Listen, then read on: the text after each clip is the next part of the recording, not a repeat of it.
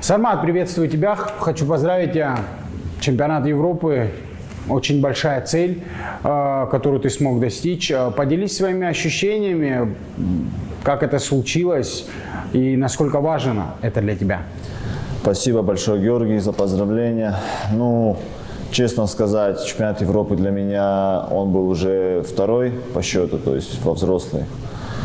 И настраивался, если честно, знаешь, Георгий, многие, я думаю, рассчитывали, что в тройку, как-нибудь залезет, да. Но я почему-то был в себе уверен, что надо золото забирать, потому что если уже у меня амбиции на Олимпийские игры, у меня цели на Олимпийские игры, то уже пора доказывать, потому что в тэквондо, чем раньше в новом олимпийском цикле ты заявишь о себе, то есть тебе надо будет начинать от начала цикла до конца держать один уровень. Поэтому всегда надо быть в обойме и уже заявлять о себе во взрослых. Поэтому настраивался только на золото. И слава богу, все получилось. В аэропорту вас встречала наша съемочная группа, да, и в интервью моей коллеги, корреспонденту Аветис Герамович сказал, что не столько важно, что ты завоевал золотую медаль, как важно то, каких соперников тебе удалось одолеть. Если тебе не тяжело, перечисли, как ты шел по турнирной сетке, какие поединки для тебя складывались максимально тяжело. Да, сетка мне, если честно, досталась такая, одна из сложных. У меня первый бой был спортсмен из Венгрии.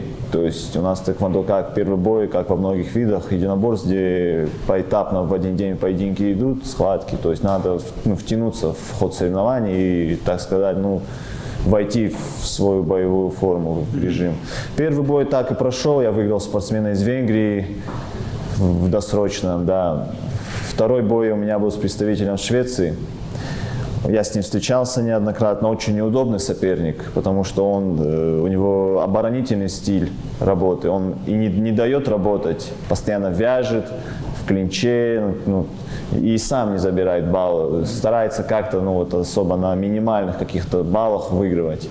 Поэтому первый раунд у меня сложился достаточно так равный, я присматривался, что делает, уже прикидывал на второй, третий раунд уже тактику. И Аветис Герамович подсказал мне, как грамотно поработать с ним в оставшихся двух раундах. Во втором раунде я забрал удар с разворота в корпус на 4 балла и также еще в голову. И в третьем раунде также просто довел до конца. В итоге разрыв был 5-6 баллов. Третий бой это был за выход в полуфинал, четвертьфинал. Был представитель из Бельгии, участник Олимпийских игр, серебряный призер чемпионатов мира, чемпионатов Европы. Парень тоже опытный. Схватка у меня с ним была уже до этого и не раз. Я один раз его выигрывал на Кубке президента Греции и один раз проигрывал на Гран-при. То есть я готовился на хорошую работу с ним. Но, честно сказать, я смотрел за ним перед тем, как он шел по турнирной сетке, как он дрался, я почему-то был уверен, что его, я 100% пройду. Видно было, что он, что я, перерос, я выше уровня его. И так и получилось, я выиграл его уверенно, точно не помню, но, наверное, разрыв больше 10 баллов был. Да, вышел в полуфинал. В полуфинале я встретился с испанцем, который отобрался сейчас на Олимпиаду. То есть у него лицензия есть, он уже едет на Олимпиаду. Он на последнем чемпионате мира занял второе место. Да, и с ним я тоже встречался. С ним я встречался тоже 2 раза, и также один раз проигрывал, один раз выигрывал. Но я выходил уже, зная, что я в полуфинале, что уже надо максимально выжимать из соревнований, потому что, как я говорил до этого, надо, если уже амбиции у меня высокие, надо уже заявлять о себе. Вышел в полуфинал, грамотно тоже с Аветисом Герамовичем, своим тренером, он подсказывал, грамотно тактику подставил, все с его подсказками, все мы спокойно, можно сказать, обыграли его тоже достаточно уверенно. И финальный поединок у меня был с представителем Великобритании, то есть это второй номер олимпийского рейтинга, он также едет на Олимпийские игры, отобрался, он действующий чемпион мира был.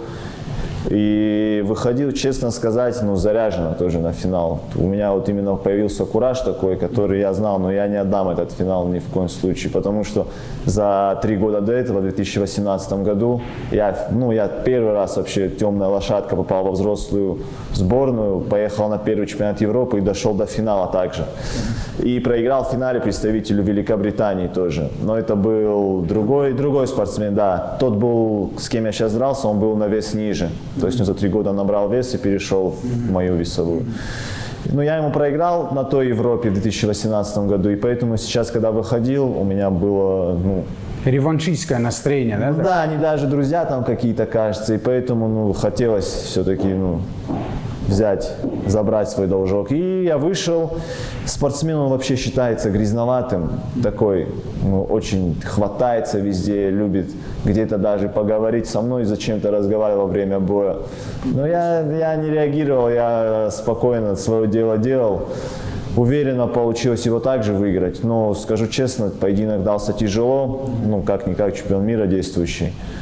Поэтому в конце он пытался дожимать меня. У меня был разрыв в 3-м раунде к концу боя, баллов 10, но он набирал обороты, но я все равно где-то забрал тоже, еще оторвался. И в итоге 10 баллов я выиграл финал.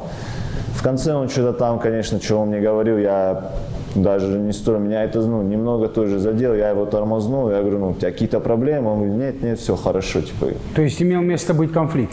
Он разговаривал во время боя, он мне по-английски говорил, типа, давай, ты что, все, где ты, давай, покажи. Ух ты, это не А он в пресекается? клинче, то есть он мне, у нас в клинче же судьи особо не слышат, и он мне в клинче бормочет, говорит мне, я думаю, подожди сейчас. Так, резюмируем.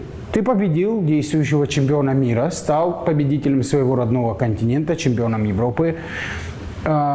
Что ждет тебя дальше? То есть ты уже двукратный чемпион Европы, да? Следующая твоя цель, следующая твоя ступень, которую ты хочешь преодолеть? Конечно, сейчас следующая цель у меня будет, это чемпионат мира, да, в этом году. Он пройдет в октябре месяце в Китае, в городе Уси.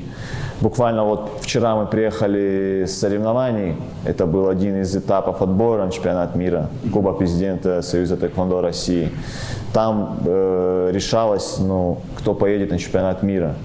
То есть это был отбор на чемпионат мира. И мне удалось завоевать золотую медаль, и я думаю, что вопрос закрыт уже в моем весе, кто поедет на чемпионат мира. Да, и поэтому следующая цель у меня будет чемпионат мира. Такой вопрос. Я слышал, что именно отбор на этот чемпионат мира, он будет проходить несколько этапов. Один из них был этот самый Кубок президента Союза Таэквондо России.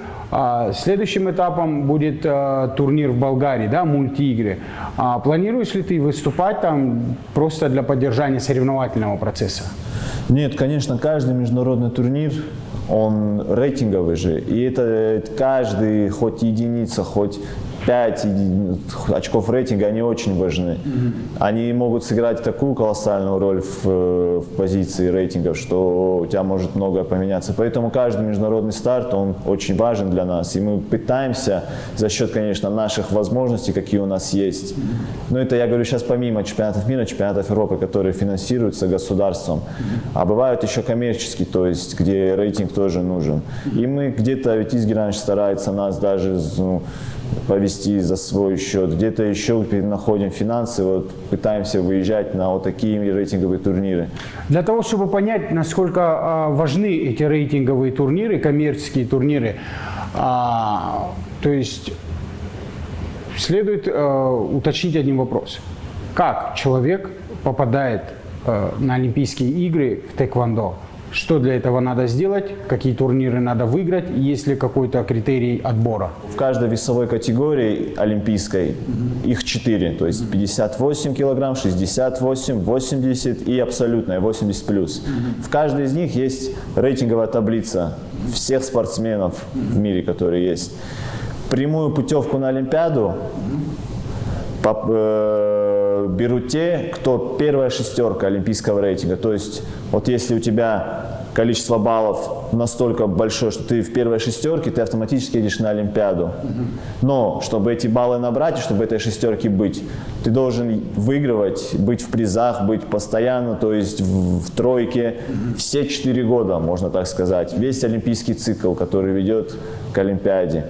Больше всего очков дается помимо Олимпийских игр рейтинговых, это чемпионат мира. У нас чемпионат мира проходит 1 раз в 2 года, то есть не как во многих видах спорта каждый год. Поэтому он считается одним из важных стартов для набирания рейтинга и для попадания в шестерку лучших. Далее по значимости рейтингов идет финал Гран-при. То есть у нас есть обычные этапы Гран-при, они проводятся также, берутся, только вызываются на эти Гран-при 32 лучших спортсмена. Это на обычные этапы Гран-при. В каждой весовой категории? В каждой весовой, да. А есть единственный турнир, финал Гран-при. Он проводится в конце года, и туда допускаются только 16 лучших. То есть половина, это еще больше считается.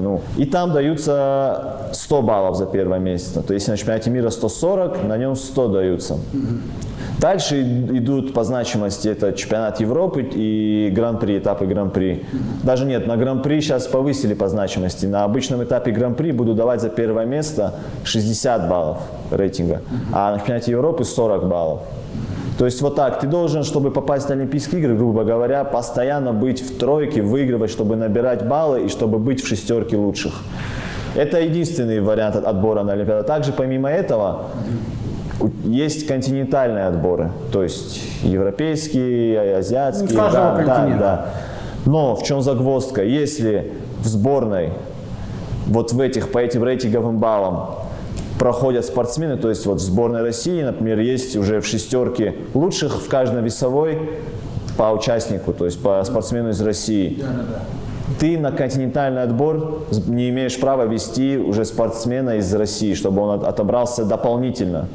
Максимум можно повести девушку, потому что на континентальный отбор можно вести либо 2 мальчика и 2 девочки.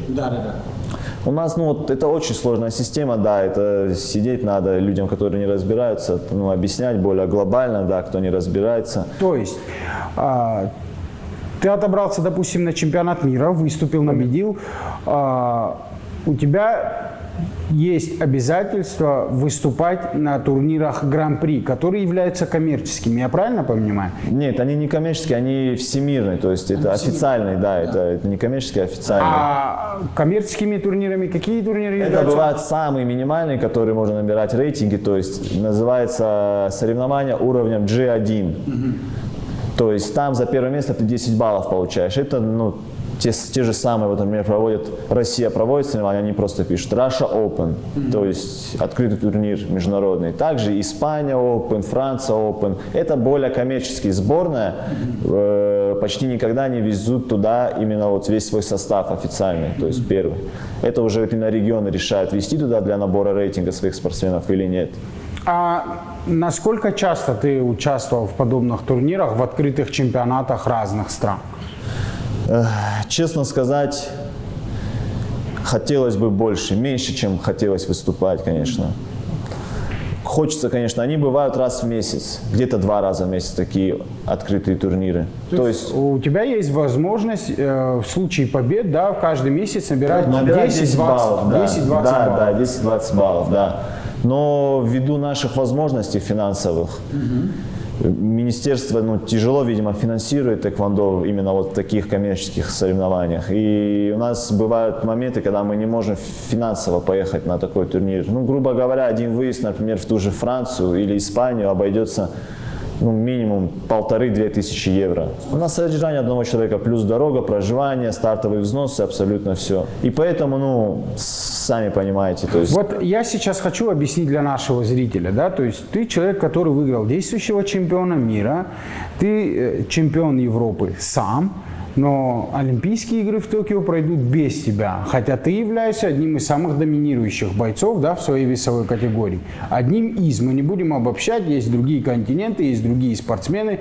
На чемпионате мира участие ты пока не принимал, но тем не менее, есть ли спортсмен в России, который достоин поездки в Токио больше, чем ты в твоей весовой категории?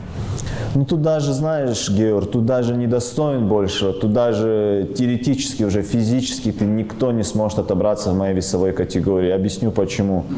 В каждой весовой уже есть спортсмен, ну, мужской, кто отобрался на Олимпиаду. Они в шестерке лучших, то есть 58 человек есть в шестерке лучших, 80 и в 80 плюс есть. В моей весовой такого человека от России нет, то есть лицензии для России в моем весе уже нет. Объясню. Я вошел в состав сборной России по взрослым в 2018-2019 году. И на чемпионат мира я не поехал в 2019 году. Я не смог набрать рейтинговые баллы. Туда повезли другого спортсмена, кого планировали ввести на Олимпиаду в Токио. Алексей Денисенко. Это выдающийся спортсмен, это двукратный призер Олимпийских игр. Считается одним из самых титулованных в России. То есть, да, его рассматривали на Олимпийские игры в 2020 в Токио. И планировали, что он завоюет лицензию для сборной, попадет в шестерку лучших. Да, и поэтому его, честно сказать, немного обидно за него, чисто потому что он спокойно мог, ты сам понимаешь, Георг, двукратный призер Олимпийских игр, все, он мог спокойно отбираться, просто череда травм, которые не могли ему полноценно выступать, выезжать где-то. Вот это ему помешало завоевать лицензию для страны. Я на тот момент еще был молодой, я только зашел, меня особо никто не рассматривал. Да, какие-то амбиции были, но я еще был немножко сыроватый. И поэтому рассматривали его, и его катали, возили, и хотели, чтобы он отобрался. Но не получилось его, и поэтому Россия осталась без лицензии в моей весовой категории.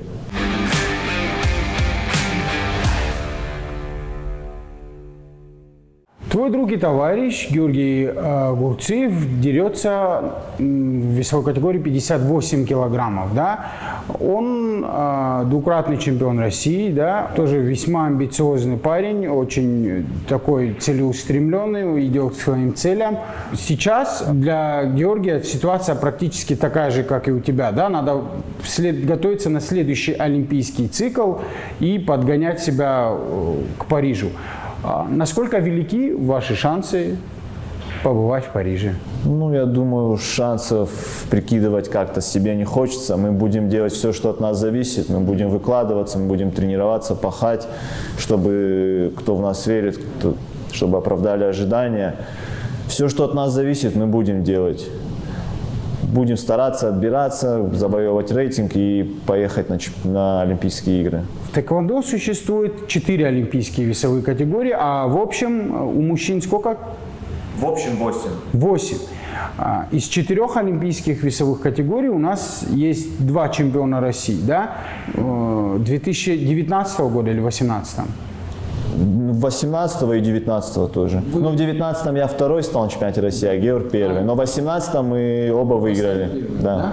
То есть в перспективе уже на следующий олимпийский цикл состав сборной России будет уже, я понимаю, делать ставку на вас. Это никто, конечно, откровенно нам не говорит, но я думаю и думает Георг, что да, мы молодые еще если относительно взрослой категории, поэтому есть, конечно, люди, которые тоже в наших весах хорошие, с кем мы будем соперничать, но я думаю, мы спокойно, не спокойно, мы должны зарабатывать себе такие позиции, чтобы мы были именно теми людьми, кого будут рассматривать именно на Олимпийские игры в Париже. Что нужно сделать, для спортивного сообщества Осетии, для того, чтобы у нас были не только Сармат Сакоев и Георгий Гурциев, да, чтобы наша команда расширялась. Я вместе с вами был на турнире, да, который проходил в Черкесске, Кубок президента. И от Осетии на соревнования поехало 7 спортсменов. Из 7 спортсменов 4 человека стояло на пьедестале. Как сделать так, чтобы у вас было больше, чтобы и шансов на первое общекомандное место было больше? Что для этого нужно? Твое мнение как спортсмена? Конечно, если мы сейчас рассматриваем тэквондо относительно других видов спорта в Осетии, то мы стоим ниже этих всех видов спорта. Даже по числу занимающихся мы можем чисто смотреть, что той же вольной борьбы, греко-римской, дзюдо, футбол, бокс, что у них намного больше. Но это обусловлено тем, что больше не возможностей, а больше места, где тренироваться. То есть больше развиты виды спорта, больше, я считаю, поддержки от министерства. Я не говорю, что нас не поддерживают. Да, конечно, за нами следят, нас поддерживают, мы благодарны это, но поддержка не только словесная, но и где-то материальная. Иногда нам тяжело даже бывает, просто я всей этой сути не знаю и не хочу об этом говорить, ну именно глобально. Ну, я вижу, что иногда бывают проблемы с финансированием даже на чемпионаты СКФО, на чемпионаты России официальные, которые должны министерством обслуживаться. Нам этого никто не говорит, и никто нам и не должны спортсменам говорить. Наши тренера решают это самостоятельно как-то помочь, просто не вынося это на общее. Просто мы же видим, кто именно может достать деньги на нашу поездку. Ну, в плане, что профинансировать. И это, я говорю, не о министерстве. Это, ну, кто там помогает, кто-то что-то где-то, наш тренер, ведь где-то суетится, находит деньги. Поэтому я думаю, что в первую очередь это, ну, поддержка министерства, чтобы популяризовать наш вид спорта, должна быть, я думаю, чуть-чуть позначительней. И, конечно, заинтересовывать, знаешь, вот не то, что молодое поколение, а вот подрастающее, которое уже растет, и у него выбор, когда после 11 класса, где-то он мог совмещать учебу и спорт. И вот у него уже выбор стоит, заняться учебой или идти в спорт, который министерством особо не финансируется, зарплаты таковой он не сможет зарабатывать, чтобы обеспечивать где-то себя элементарно, взрослый пацан 18-летний, ну где-то у него тоже свои же какие-то потребности. И это все, очень много людей уходит поэтому из тэквондо, нету возможности реализовать себя.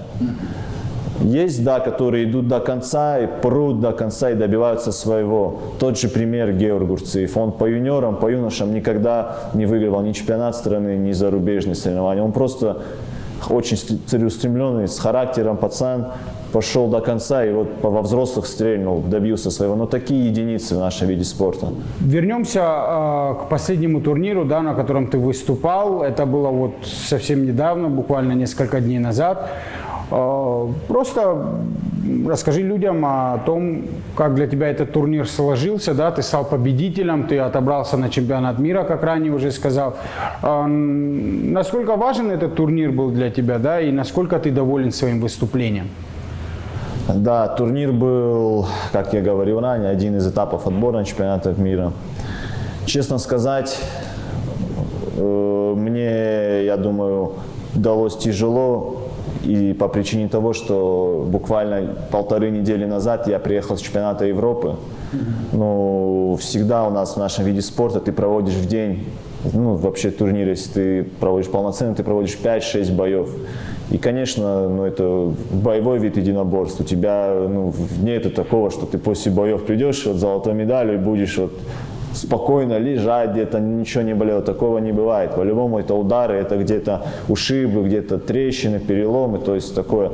И, конечно, было чуть-чуть нелегко это втянуться опять после чемпионата Европы вот, в режим отбора, то есть соревновательного. И где-то я даже буквально один день отдохнул и заново начал подготовку к этому турниру. Турнир прошел удачно, занял первое место, но я думаю, что сказалось именно выступление на чемпионате Европы по моему качеству работы. Где-то в каких-то поединках у меня сумбур был в голове, где-то сказалось вот какая-то накопленная усталость или еще что-то, но я видел, что совсем не тот стиль ведения боя, как я вел, например, на чемпионате Европы. Но все равно у меня получилось завоевать золотую медаль и отобраться на чемпионат мира. Сармат, спасибо тебе за твои ответы. Теперь я бы хотел тебе предложить сыграть со мной в бильярд. Давай, конечно. Как у тебя вообще с бильярдом? Ну, не прям, конечно, профессионал, но по шагам могу попадать. Ну, давай попробуем.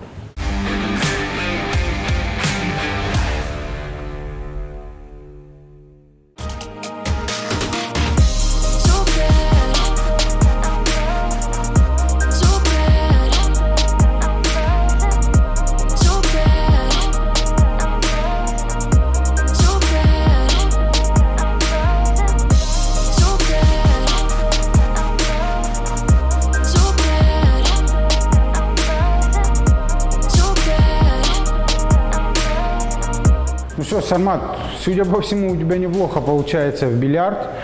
А у меня к тебе следующий вопрос.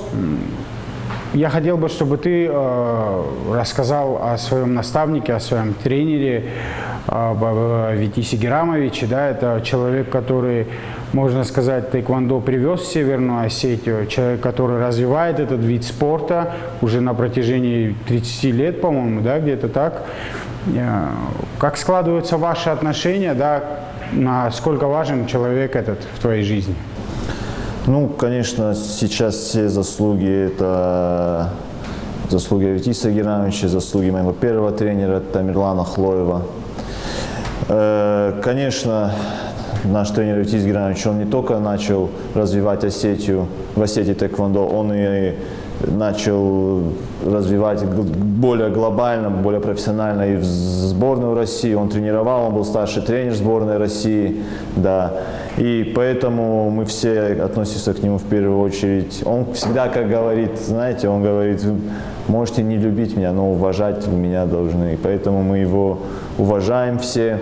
Мы, ну, например, у меня с Витисом Герамовичем отношения максимально доверительные, то есть я могу ему спокойно все какие-то свои проблемы рассказать, где-то он всегда выслушает, подскажет всегда, поэтому у нас отношения максимально доверительные, как второй отец для нас всех, и поэтому мы очень все благодарны ему.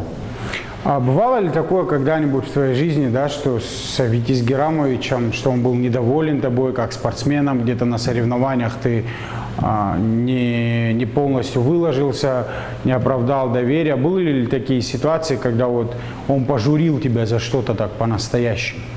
Ну, пожурил, особо такого не было. Конечно, он всегда требует, ну не то, что требует, всегда верит в нас, то, что он видит, что он всегда нам говорит, вы должны реализовывать свои потенциалы, я вижу, что вы все можете. Ему всегда бывает обидно где-то, что мы не то, что проиграли, а где-то мы до конца не подеремся. Но бывают такие моменты, когда кто-то из нас вот уже махнул руками, когда уже счет там большой, уже не дерется, и поэтому лично я и остальные парни, девочки стараемся всегда до конца себя реализовывать, до конца драться, чтобы после боя, Витис Герамович сказал, ну, я видел, что ты отдал полностью себя, просто, тренируйся дальше, тренируйся и добьешься. Также в тренерский штаб сборной Северной Осетии входит Алан Ногаев, да, это в недавнем прошлом действующий спортсмен был, да, сейчас он работает помощником Витиса Герамовича, он тоже тренирует вас. Как отношения складываются с ним? С Аланом у нас отношения тоже, во-первых, уважительные. Он как-никак тоже тренер. Он тренер молодежной сборной Северной Осетии до 21 года. Он всегда на тренировках ходит, всегда наблюдает, всегда подсказывает тоже. Он более еще, он где-то еще в глубине души, он более как тренер молодой, где-то он со стороны спортсмена видит даже какие-то моменты определенные тоже лучше, где-то, это свои. И поэтому вот в таких моментах он очень бывает так, иногда груб, не то что полезен. Для нас, конечно, он очень как тренер важен, и мы все очень благодарны ему, то, что он всегда нам помогает, подсказывает, то, что он всегда за нас до конца тоже. И поэтому рядом с ним всегда бывает тоже спокойно. Как часто тебе приходится самому давать советы, да? Ведь если брать так в целом, да, сборную Северной Осетии, ты являешься одним из самых опытных ребят, несмотря на то, что тебе всего лишь 21 год, да, ты сейчас на данный момент один из самых титулованных спортсменов. Как часто бывает такое, что тебе приходится давать кому-то советы, с кем-то меняться опытом, да, кому-то подсказывать? Как вообще складывается твое отношение с молодыми тэквондистами, с молодым поколением тэквондистов? Конечно, сейчас поколение меняется. Буквально я еще вчера был молодым тоже. Сейчас я уже один из самых старших в сборных. Конечно, у нас есть капитан нашей сборной. Это он более опытный, у него опыта достаточно тоже много. Это Арутюн Меликситянс. Где-то тоже он подсказывает, он где-то смотрит. Молодых мы стараемся где-то подтягивать, где-то с ними в пары становиться, где-то им попасть им по голове. Лучше попади на тренировки, чем он пропустить на соревнованиях. Они молодые, очень тоже трудолюбивые, они видят, они хотят равняться на нас, видя, как мы тренируемся, все. Где-то Аветис Геранч тоже подтягивает их во взрослую сборную с нами тренироваться. И мы стараемся максимально их где-то тоже поддерживать, где-то им советы давать, где-то их подбадривать, то, что вот, тренируйтесь, поверьте мне, у вас все будет. Где-то в тактические какие-то моменты им подсказывать, делиться. То есть у нас мы с этим все достаточно хорошо, и мы делимся. Традиционный вопрос, да, в этой передаче мы всегда общаемся со спортсменами, да, и у каждого спортсмена есть, как сказать, не будем говорить кумир, да, но есть человек, на которого вот он равняется. В мире тэквондо кто является для тебя образцом? Кумиров особо таких, я вот, честно, в детстве я не помню, чтобы я прям фанател по кому. Конечно, в первую очередь, когда я был маленьким, это взрослое поколение, которое мы равнялись все, то есть это Алан Акоев, это Алан Нугаев, это Авет Османов, это множество других тоже, которые были очень такие.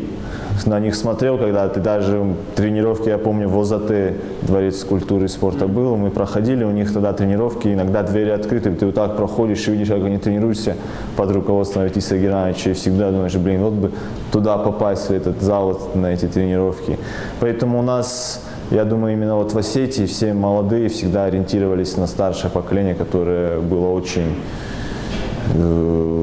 таким успешным, очень всегда в каждой весовой была невероятная конкуренция, да, много постоянные чемпионаты России, первые командные, то есть постоянно Осетия была в лидерах, и с этим вот мы равнялись на них. Мы заговорили о тэквондо, которое было в прошлом, да, и хотелось бы провести такую небольшую параллель. Раньше не было электронных фиксаторов, да, раньше оценивалось все живыми судьями, да. Это как хорошо, так и плохо, на мой взгляд. Но есть теория, что раньше тэквондо было более силовое. То есть раньше люди выкладывались прям мощно для того, чтобы показать, что мой удар сильнее, мой удар акцентированнее, и для того, чтобы судьи доверяли именно грубой силе. Сейчас все на электронике, сейчас человеческого фактора практически нету, он минимизирован. Насколько это хорошо? Да, конечно, раньше тэквондо было более жестким, более силовым, но я думаю, это сказывалось тем, что не было соотношения роста и веса. То есть, например, в моем весе мог выйти против меня человек 1,60 м, но он был крепким, он был мощным, и у нас бы не было системы, которая определяет попадание ударов и силу ударов. И он мог за счет своей напора, своей силы, он мог просто вот силой задавливать. И поэтому вот у нас и наше старшее поколение всех вот так разбивало, потому что они были очень мощные, они были крепкие, они всех просто переезжали.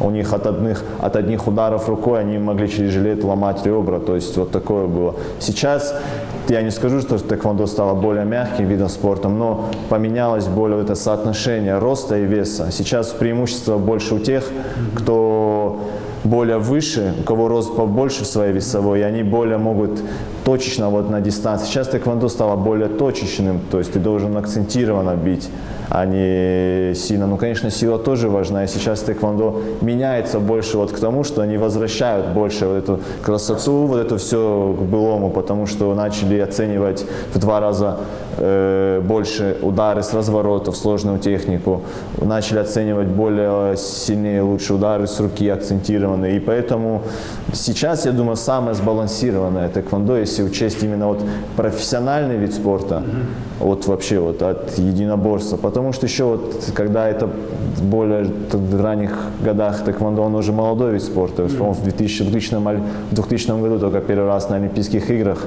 выставили его, и поэтому оно еще развивается, и я думаю, что будет еще более красочным. Мы говорили за Олимпийские игры, да, в 2000 году, как ты сказал, в Сиднее впервые тэквондо был включен в олимпийскую систему.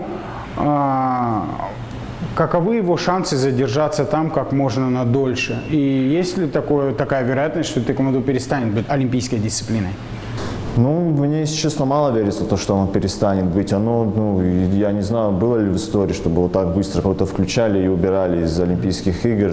В тэквондо все делают к тому, чтобы его сделать более красочным. Сейчас добавили в олимпийскую программу командные соревнования тэквондо, то есть это стенка на стенку, грубо говоря. То есть выходит команда, дерется против другой команды. Вот как бывает в других видах спорта, это сейчас впервые будут показывать в Токио, то есть это будут представления такого стиля, именно в олимпийской весовой. Так-то оно уже проводились, эти соревнования по таким правилам. Но в рамках Олимпийских игр это будет В впервые. рамках олимпийских, да, это будет открытое вот такое показательное выступление. Что ж, спасибо тебе за твои ответы, Сармат. Я бы хотел поблагодарить тебя за это интервью и пожелать тебе удачи на предстоящем чемпионате мира, на мультииграх. Я хочу, чтобы этот прекрасный вид спорта все больше популяризировался и чтобы наши спортсмены добивались все больших успехов. Спасибо тебе, Георг.